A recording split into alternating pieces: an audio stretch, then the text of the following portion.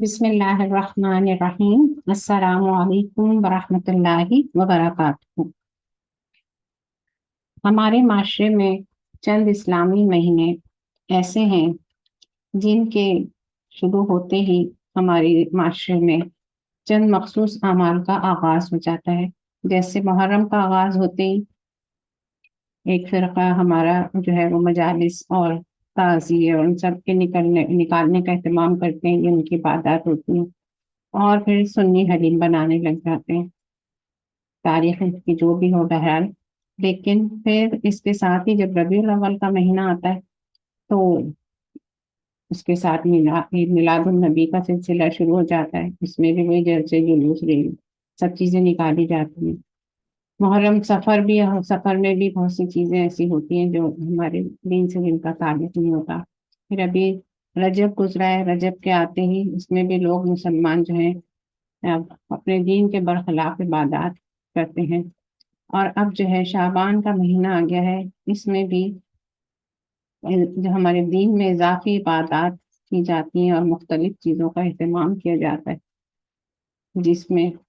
تو یہ سب جب بطور ان کا اہتمام کیا جاتا ہے بطور جو ان کے دلائل دیے جاتے ہیں، سب سے بڑی بات یہ کہ ان تمام بدعات کے لیے دلائل جو ہے وہ قرآن کریم کی آیات پیش کی جاتی ہیں دلائل کے طور پر۔ تو ایسا کر کے نعوذ باللہ یہ ثابت کرنے کی کوشش کی جا رہی ہے کہ نبی آخر الزماں صلی اللہ علیہ وسلم جن پر قرآن کی تمام آیات نازل ہوئی، ان کو ان سب آیات کا مکمل عمل کرنے کا علم حاصل نہیں تھا کہ کب جب یہ مہینے آئیں گے تو ان کے اندر کون کون سی عبادات کی جائیں گی اور کون سی نہیں کی جائیں گی۔ تو استغفر اللہ، تو یعنی کہ نبی کریم صلی اللہ علیہ وسلم کی جو وحی تھی اور اس کے ساتھ جو علم اور عمل ان کو پہنچایا گیا، اس کے بارے میں یہ ڈاؤٹ ہے کہ یہ جو عبادات اتنے عرصے بعد شروع کی گئی ہیں، نبی کریم صلی اللہ علیہ وسلم کی وفات، صحابہ کرام خلفائے راشدین سب صحابہ تابع تابعین، ان سب کے بعد بھی کافی عرصوں کے بعد جو ہے یہ تمام جو ہمارے معاشرے میں عبادات اسلام کے نام پر یا دین کے نام پر کی جا رہی ہیں، وہ بہت بعد میں رائج ہوئی ہیں، جن کا ہمارے دین سے کوئی تعلق نہیں ہے۔ تو جو چیز تعلق ہے اس کے ساتھ وہی ہے جو ہمارے نبی کریم صلی اللہ علیہ وسلم نے ہمیں دین سکھا دیا۔ تو شعبان کے مہینے میں جس آیت کو دلیل بنا کر پیش کیا جاتا ہے، اس میں سورہ دخان کی آیت ہے انا انزلناہ فی لیلۃ مبارکہ، بے شک حامیم اس روشن کتاب کی قسم ہے، بے شک ہم نے اسے ایک بابرکت رات میں اتارا ہے، یعنی نازل کیا ہے۔ تو یہ آیت خود اس بات کی دلیل ہے کہ قرآن رمضان کے مہینے میں شب قدر میں نازل ہوا ہے۔ یہ تو آپ کسی بچے سے بھی پوچھا جائے تو وہ بتا دے گا کہ قرآن کس مہینے میں اور کون سی رات میں نازل ہوا۔ پھر اس کے ساتھ ہی جو باتیں کی جاتی ہیں، اس آیت کو پوری 4 آیاتیں جو کہ کوٹ کی جاتی ہیں، تو فیہا یفرق کل امر حکیم، اس رات میں ہر حکمت والے کام کا جدا جدا فیصلہ کر دیا جاتا ہے۔ اب یہ کون سی رات ہے، یہ خود ہی بات ثابت کر دیتی ہے کہ یہ جو باتیں بتائی جا رہی ہیں وہ کس رات کے بارے میں بتائی جا رہی ہیں، اور کون سی صورت ہے جو اس میں یہ تمام باتیں بیان کی گئی ہیں۔ تو سورۃ القدر ہے، جس کے اندر صاف صاف اللہ تعالیٰ نے بتا دیا کہ انا انزلناہ فی لیلۃ القدر، ہم نے اس قرآن کو شب قدر میں نازل کرنا شروع کیا۔ وما ادراک ما لیلۃ القدر، اور تمہیں کیا معلوم ہے شب قدر کیا ہے؟ لیلۃ القدر خیر من الف شہر، شب قدر 1000 مہینے سے بہتر ہے۔ تنزل الملائکۃ والروح فیہا بإذن ربہم من کل امر، اس میں روح الامین اور فرشتے ہر کام کے انتظام کے لیے اپنے پروردگار کے حکم سے اترتے ہیں۔ یعنی اس رات میں تمام سال بھر کے فیصلے کیے جاتے ہیں۔ سلام ہی حتی مطلع الفجر، یہ رات تمہیں صبح تک امان اور سلامتی ہے۔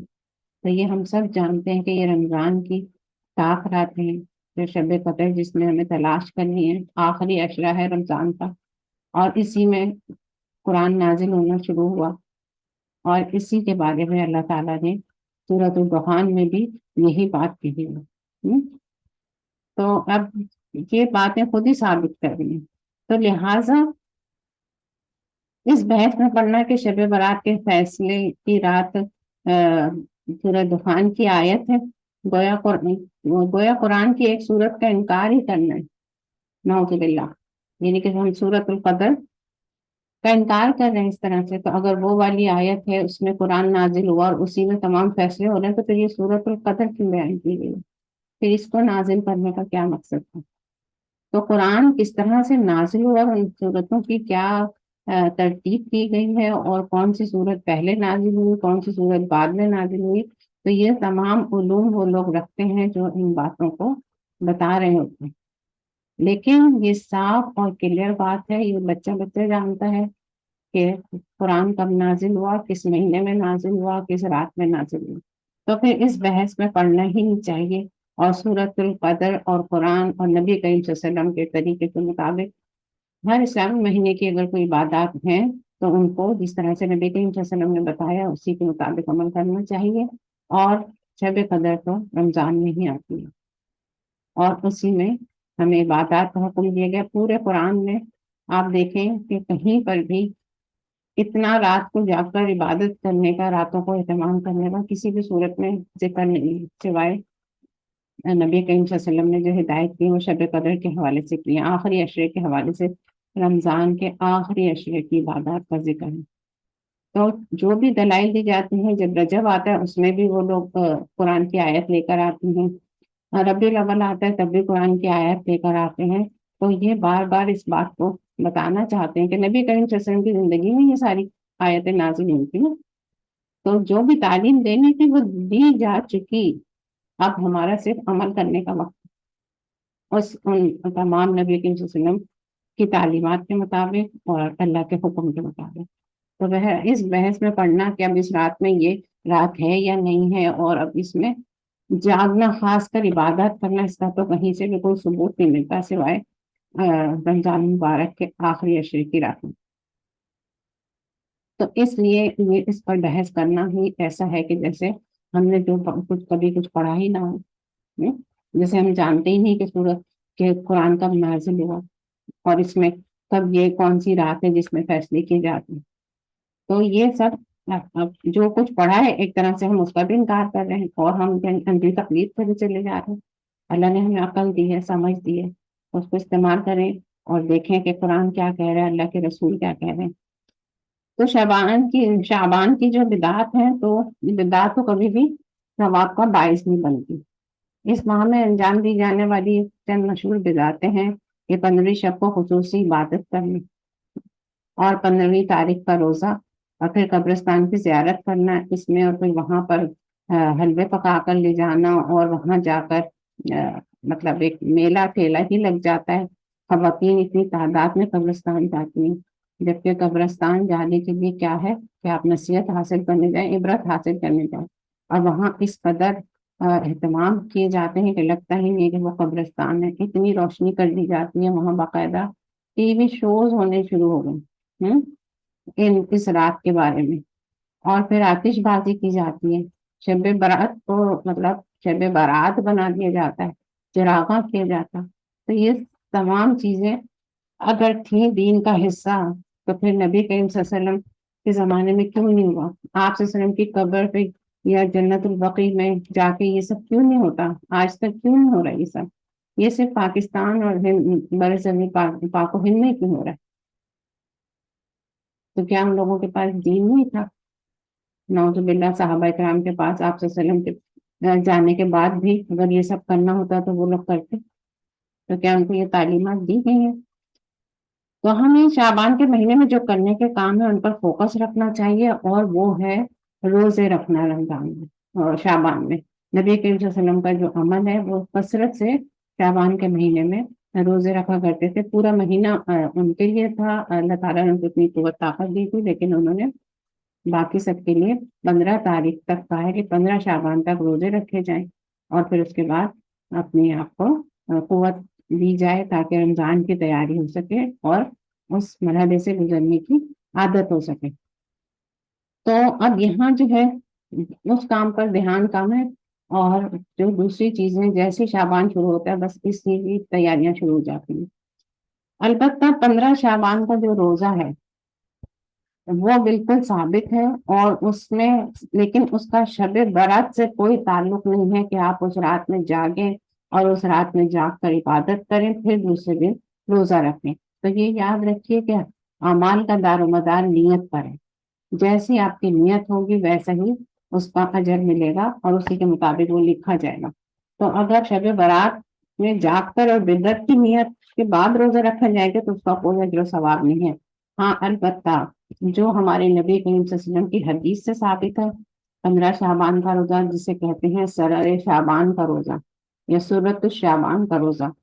ٹھیک ہے، اس کی دلیل ہے وہ ثابت ہے، لیکن اس کا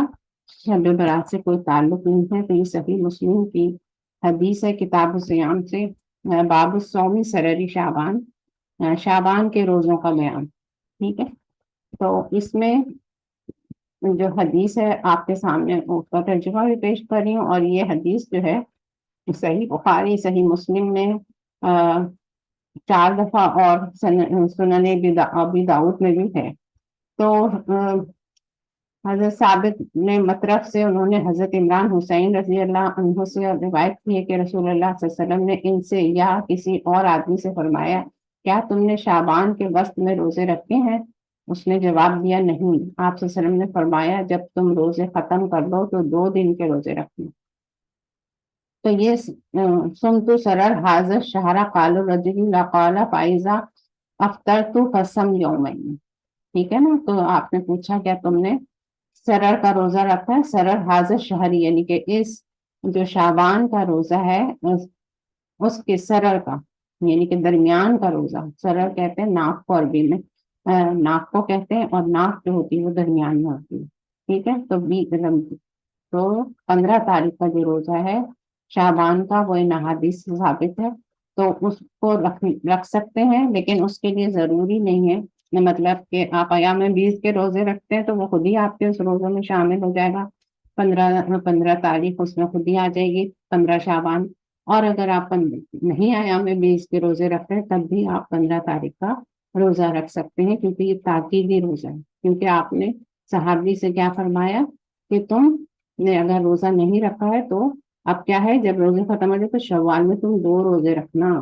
یعنی کہ ایک سرر کے روزہ اور دوسرا اس کے ساتھ ملا کر، ٹھیک ہے۔ تو یہ آپ لوگوں کے سامنے حدیث ہے، آپ لوگ چاہیں تو خود بھی اس کو دیکھ سکتے ہیں۔ اور یہ روزہ لیکن یہ یاد رکھیں یہ نفلی عبادت ہے، روزہ بھی یہ نفلی ہے، اگر کوئی نہیں رکھے گا تو کوئی گناہ نہیں ہے، لیکن چونکہ ہم روزے نفلی عبادت کا بہت شوق بھی رکھتے ہیں تو ہم چاہیں تو یہ تاکیدی روزہ ہے تو اس کو ہم 15 شعبان کو صرف اکیلا 15 شعبان کو بھی یہ روزہ رکھا جا سکتا ہے۔ تو ہم سب کو چاہیے کہ ہم اپنے دین کے بارے میں مکمل معلومات رکھیں، اور جو ہے اس کے بارے میں جو بھی ماہ آئے ایسا جس کے بارے میں اس طرح کی چیزیں مشہور ہیں تو پھر اس کے بارے میں پہلے تحقیقات کریں، اور آج کل تحقیقات کرنا کوئی مشکل مرحلہ نہیں رہا۔ تو اللہ تعالیٰ سے دعا ہے کہ وہ ہم سب کو شعبان کی جو ہے برکتیں اس کی عطا فرمائے، اور پھر ہمیں جو ہے نفلی روزہ رکھنے کی بھی توفیق عطا فرما دے۔ اور جو لوگ پیر اور جمعرات کا روزہ رکھنے کے عادی ہیں اگر وہ پورے شعبان میں جتنے بھی پیر اور جمعرات ہیں وہ روزہ رکھ سکتے ہیں، 15 تاریخ کے بعد وہ بھی منع نہیں ہے، ٹھیک ہے۔ لیکن یہ کہ مستقل روزانہ کی جیسے ان کی جو 30 روزے وہ صرف نبی کریم صلی اللہ علیہ وسلم کا ہی خاصہ تھا۔ تو اللہ تعالیٰ سے دعا ہے کہ وہ اللہم بارک لنا فی شعبان وبلغنا رمضان، اللہ تعالیٰ ہماری شعبان میں برکت دے دے ہمارے لیے اور ہمیں رمضان تک پہنچا دے۔ اللہ حافظ۔